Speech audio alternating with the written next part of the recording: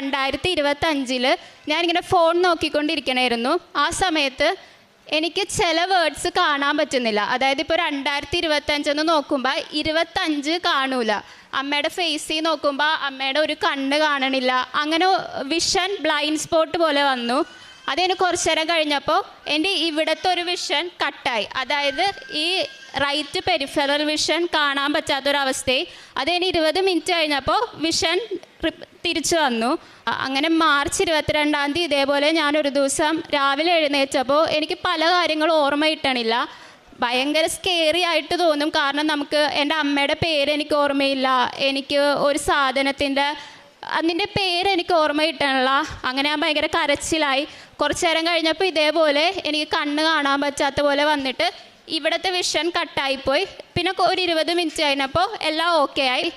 അങ്ങനെ പിന്നെയും ടെൻഷനായി. ഡോക്ടറെ കാണിച്ചപ്പോൾ ഡോക്ടർ പറഞ്ഞു നമുക്ക് ഒരു ന്യൂറോളജിസ്റ്റിനെ കാണിക്കണം.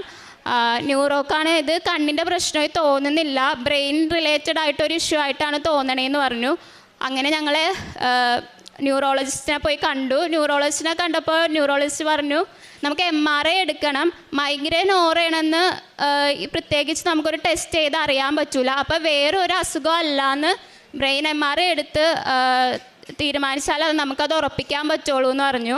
അപ്പോൾ എനിക്ക് ഭയങ്കര ടെൻഷനായി. എൻ്റെ ലൈഫിലെ ഏറ്റവും ഒരു ഡാർക്കസ്റ്റ് പീരീഡ് എന്ന് പറയാം. അത്രയും ഞാൻ ഭയങ്കര കരച്ചിലായിരുന്നു. അപ്പോൾ ഞാൻ ഇവിടെ വന്ന് ഉടമ്പടി എടുത്തു, പ്രാർത്ഥിച്ചു. MRI റിസൾട്ട് MRI സ്കാനിങ്ങിൻ്റെ സമയത്ത് ഒരു പ്രശ്നം ഉണ്ടാവരുതെന്ന് മാതാവിനോട് ഞാൻ കരഞ്ഞു പ്രാർത്ഥിച്ചു.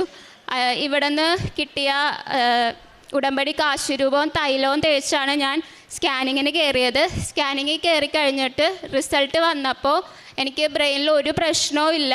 അപ്പോൾ ഡോക്ടർ പറഞ്ഞു മൈഗ്രെയിൻ വന്ന ആൾക്കാർക്ക് തലവേദനയ്ക്ക് മുന്നേ കണ്ണിന് വന്നൊരു ഡിസ്റ്റർബൻസ് ആണത്, അത് 20 മിനിറ്റ് കഴിയുമ്പോൾ മാറിക്കോളും. ഇങ്ങനെയുള്ളവർക്ക് മാസത്തിൽ ഒരിക്കലെങ്കിലും ഇത് വരും, അത് മൈൻഡ് ചെയ്യേണ്ട, അതങ്ങനെ പോയിക്കോളൂ എന്ന് പറഞ്ഞു. പക്ഷേ എനിക്കത് 20 മിനിറ്റ് ഉള്ളെങ്കിൽ പോലും അത് നമുക്ക് സഹിക്കാൻ പറ്റാത്തൊരു ബുദ്ധിമുട്ടാണ്. കാരണം കണ്ണിനൊരു ബുദ്ധിമുട്ട് വരുമ്പോൾ എവിടെയെങ്കിലും പോകുമ്പോഴാണ് അങ്ങനെ വന്നെങ്കിൽ അത് ഭയങ്കര സ്കേറി ആയിട്ടുള്ളൊരു ബുദ്ധിമുട്ടാണ്.